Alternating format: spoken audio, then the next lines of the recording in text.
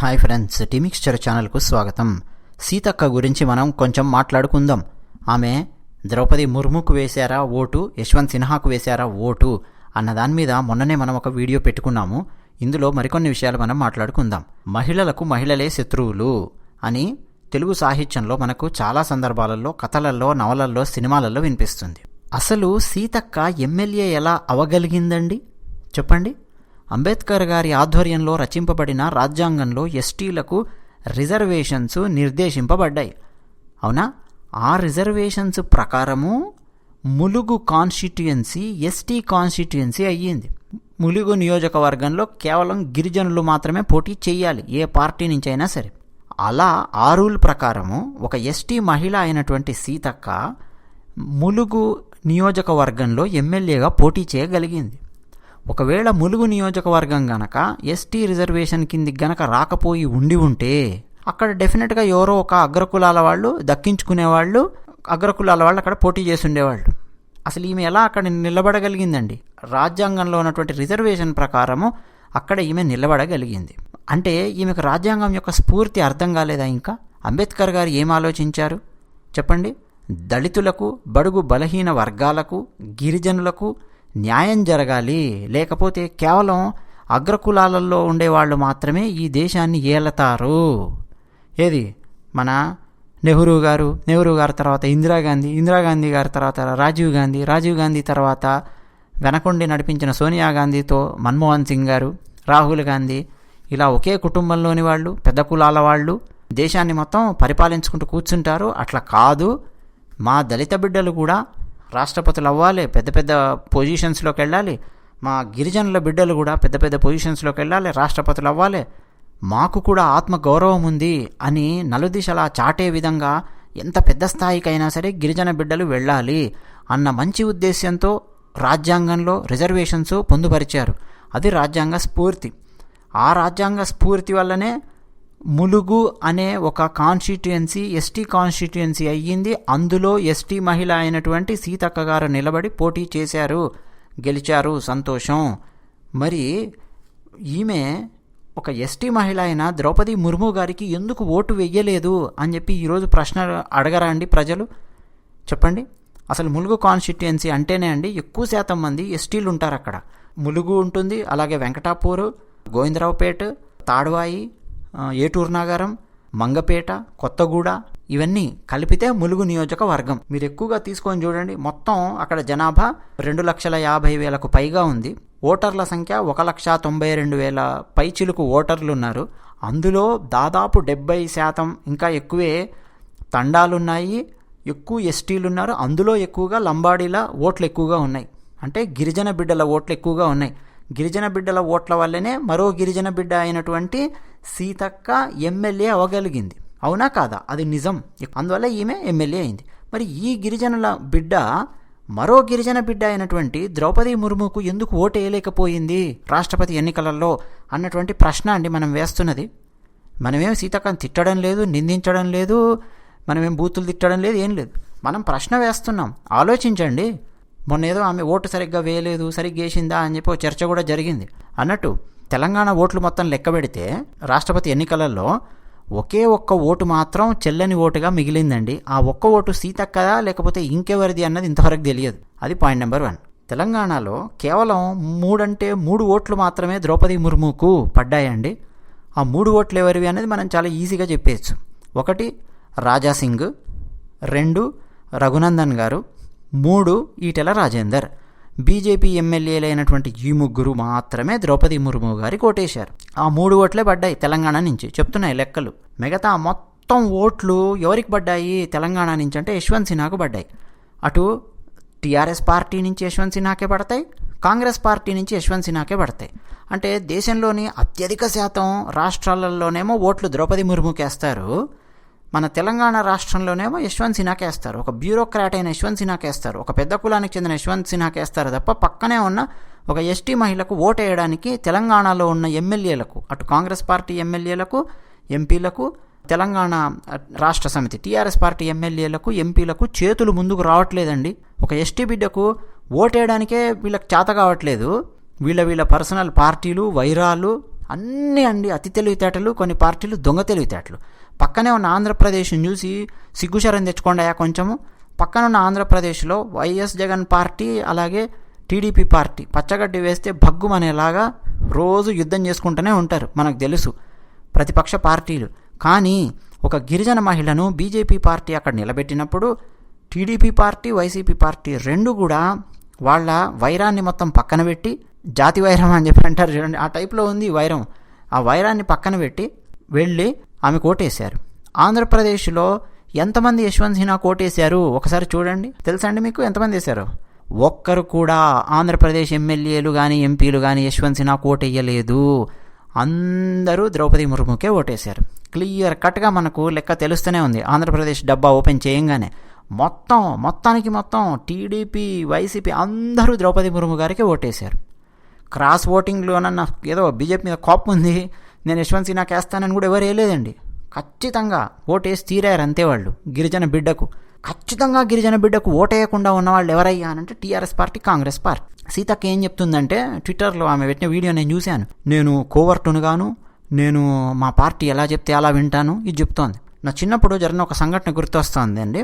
నక్సలైట్లు మందుపాత్ర పెట్టారు, సేమ్ ఇదే ఏరియా, ఏటూరు నగరం, వరంగల్ జిల్లా, లొకేషన్ నాకు గుర్తు రావట్లేదు.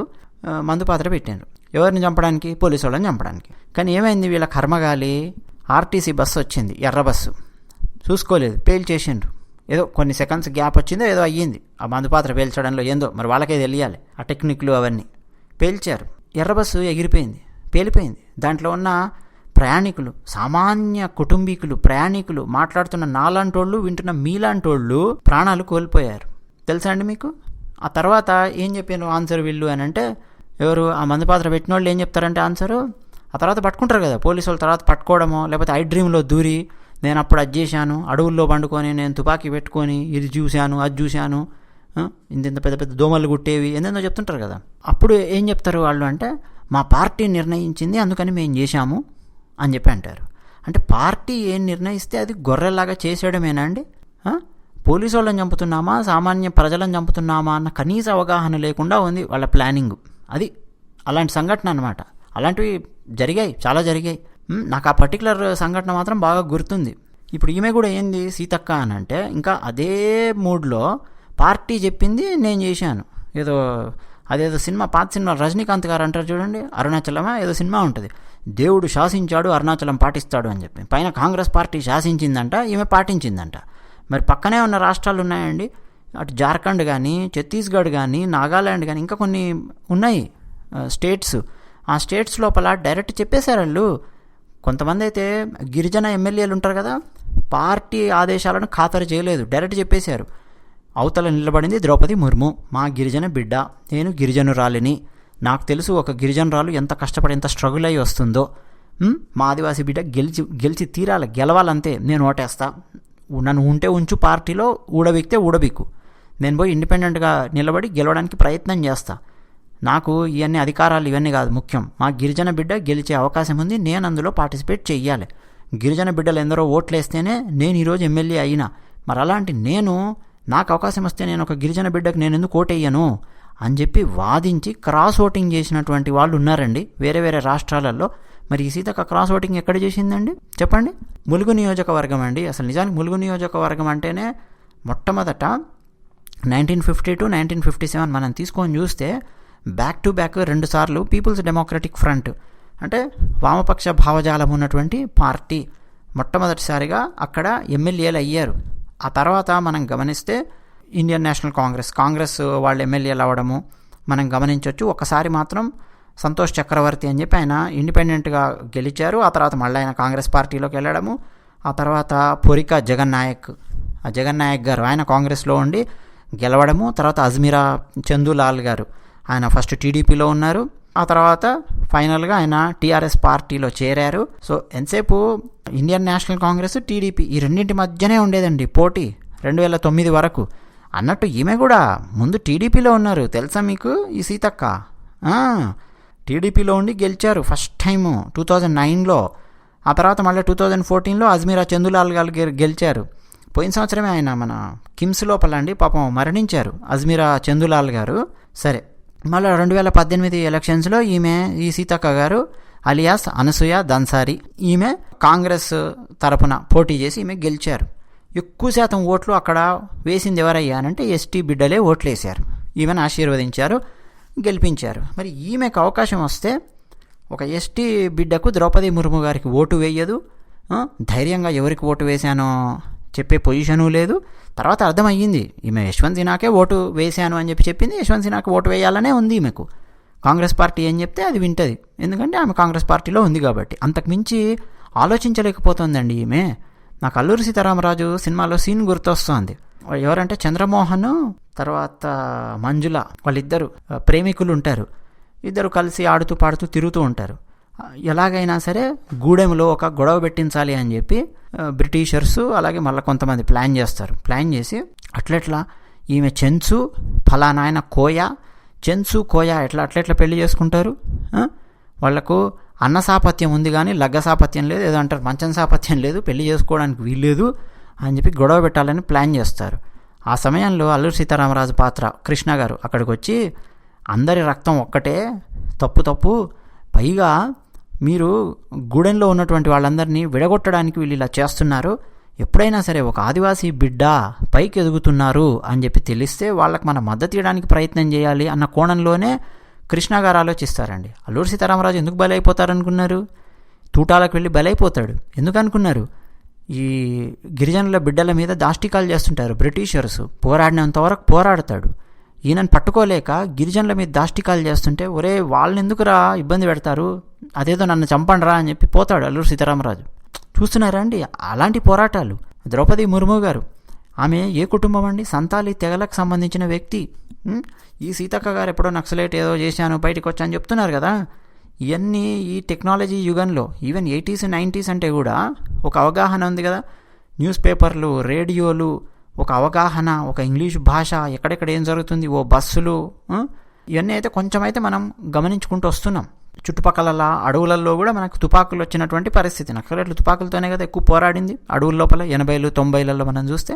అసలు 1855 అంటే 150 సంవత్సరాల క్రితం భారతదేశంలో పరిస్థితి ఎలా ఉందండి ఆలోచించండి. కొత్తగా ఎవడో తెల్లగున్నోడు ఒకడు వచ్చాడు.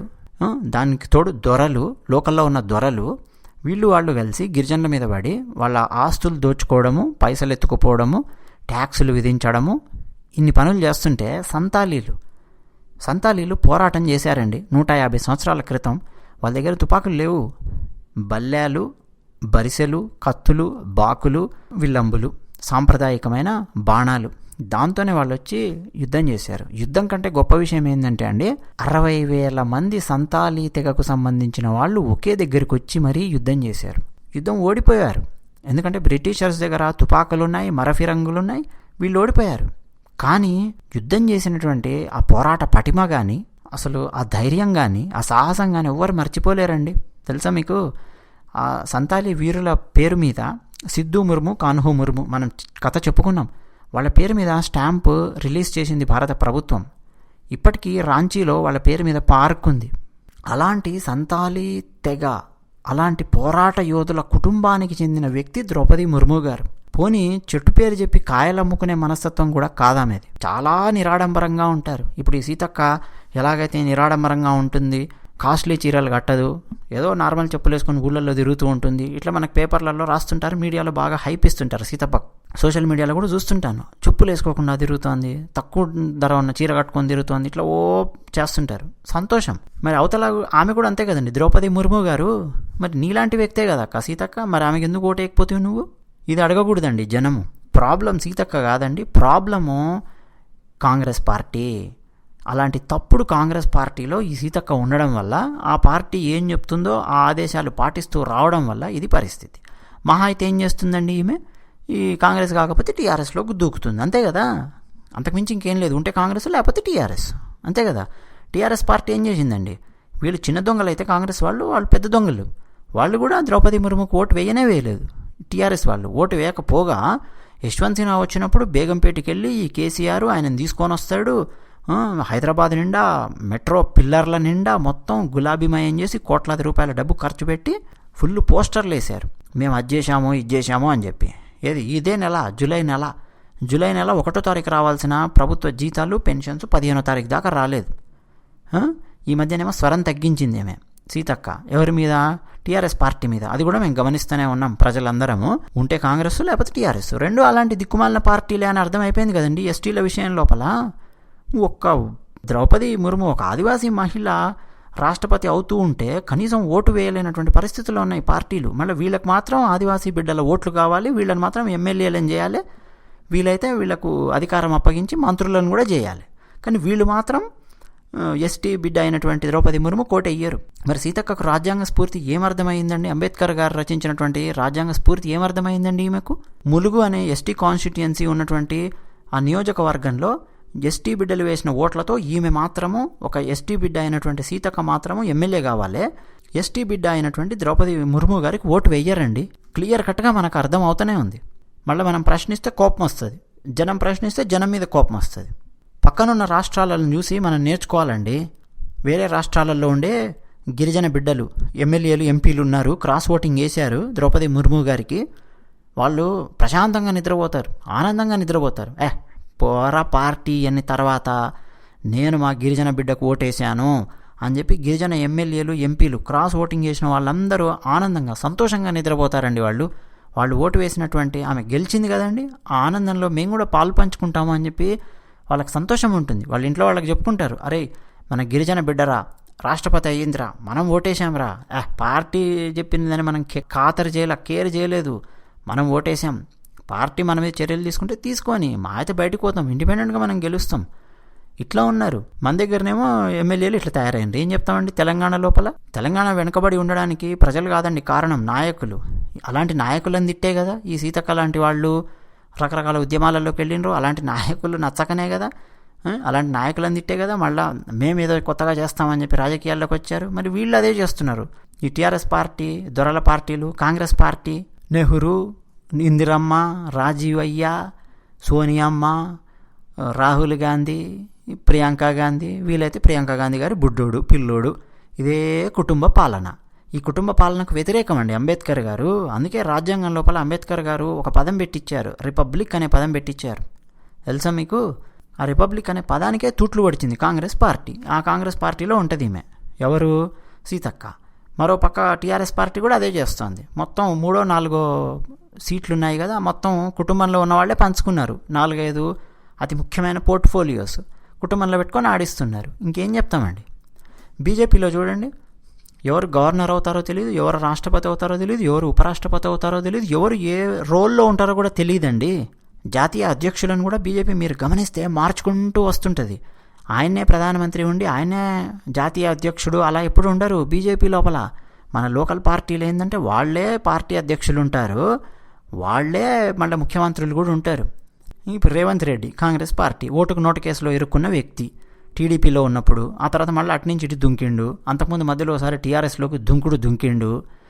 ఇష్టము. మళ్ళీ వీళ్ళకి మనం ఓట్లు వేయాలి. నాకు అర్థమైంది ఏంటంటే అండి, బీజేపీ పార్టీ మాత్రమే ఎస్టీలకు న్యాయం చేయగలుగుతుంది ఏం చేసినా కానీ. మిగతా పార్టీలన్నీ గిరిజనులను రెచ్చగొట్టి, వీలైతే వాళ్ళ చేతులకు ఆయుధాలు ఇస్తూ రెచ్చగొట్టడం కొంతమంది చేస్తే, రకరకాలుగా వాళ్ళని రెచ్చగొట్టి వీళ్ళు ఓట్లు వేయించుకొని పబ్బం గడుపుకుంటారు తప్ప, ఒక గిరిజన మహిళ అతిపెద్ద పొజిషన్ అయిన రాష్ట్రపతి పొజిషన్కి వెళ్తాను అంటే మాత్రం వీళ్ళు సహకరించరు కొంతమంది. అది మనకు అర్థమయ్యింది. వేరే రాష్ట్రాలలో ఉండే గిరిజన ఎమ్మెల్యేలను, ఎంపీలను మనం మనస్ఫూర్తిగా అభినందించవచ్చండి, క్రాస్ ఓటింగ్ వేసిన వాళ్ళందరినీ. అది విషయం. ధన్యవాదాలు.